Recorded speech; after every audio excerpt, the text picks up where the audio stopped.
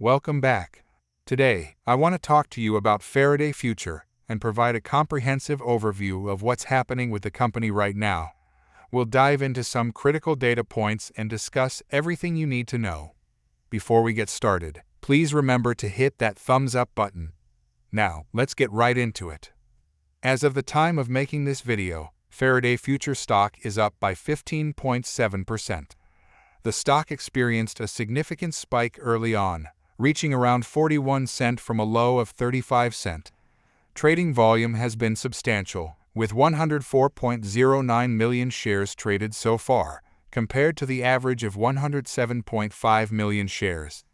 The shareholder meeting is set to start in roughly 15 minutes, which could potentially double the trading volume depending on the meeting's outcomes. Many institutions seem to be waiting for these results to decide whether to get in or out. Currently, there has been only one significant transaction on the secondary market, which was first thing in the morning for $203K. Most of the trading volume is linked to shorting, making it a busy day for short sellers and algorithmic traders. The algorithmic trading activity is largely driven by the news that Faraday Future has regained compliance with Nasdaq timely reporting requirements. However, the title of this news is somewhat misleading, so let's break it down. The compliance news is related to the company's recent 10-Q filing, which came out after hours yesterday. While some people on Reddit and other platforms might interpret this as full compliance, it's essential to note that it's just one of 3 compliance issues being addressed.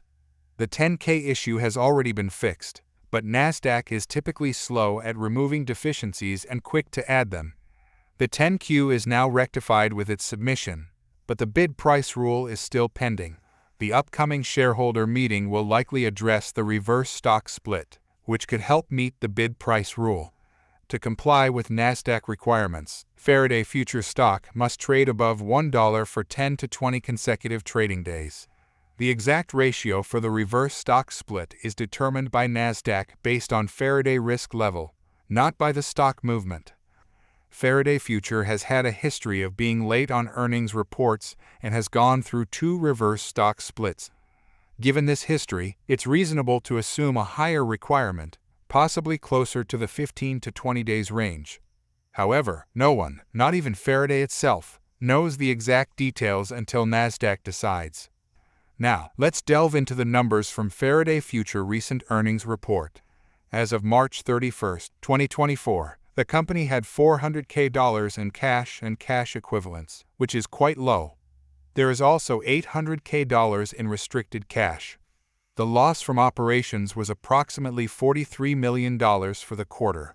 Comparing this to previous periods, the company burned through $37 million in Q4 2023, $79 million before that, $57 million, and $14 million most recently. This pattern indicates that the company was largely inactive during these periods. Faraday Future mentioned in their last earnings call that they issued some notes in 2024. Since the cash levels were low as of March 31, 2024, these notes were likely issued after that date. Convertible notes, in general, are a problematic financing method, often targeted by short sellers.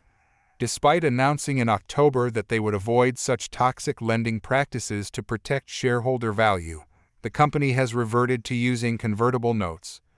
The stock price increase today is likely due to the compliance news rather than the earnings report. For speculative stocks like Faraday Future, the outstanding share count is a crucial factor. The company has already provided the most recent share count as of May 17, 2024, in their last 10K, so this isn't driving the stock price up today. Breaking this down, it's clear that Faraday Future has limited cash reserves, indicating inactivity in recent quarters. The reliance on convertible notes is damaging to shareholder equity, akin to taking payday loans. This approach has resulted in a significant increase in the outstanding share count, hurting the share price. Looking ahead, the shareholder meeting could be pivotal. If shareholders approve both the increase in authorized shares and the reverse stock split, it could signal Faraday Future potential for survival. This approval could boost investor confidence and drive the stock price higher. Additionally, there's the UAE deal, which has been a topic of discussion. However, it might be more advantageous for Faraday Future to avoid this deal. With a market cap of around $139 million, expecting a $2 billion injection from the UAE seems unrealistic. It would make more sense for an entity to buy Faraday Future outright rather than invest such a large sum. In my opinion, Faraday Future doesn't necessarily need the UAE deal to succeed.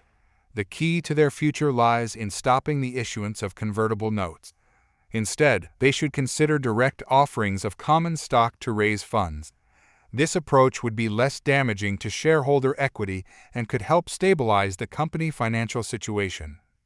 Faraday Future current rise in stock price is likely due to the compliance news rather than their earnings report. The upcoming shareholder meeting will be crucial in determining the company future direction. By avoiding convertible notes and focusing on more sustainable financing methods, Faraday Future can navigate its current challenges and work towards a more stable and promising future. Let me know your thoughts on this situation. Please share your thoughts on this update in the comments, and don't forget to give this video a thumbs up and subscribe to the channel. Your support is greatly appreciated. Thanks for watching, and stay tuned for more updates.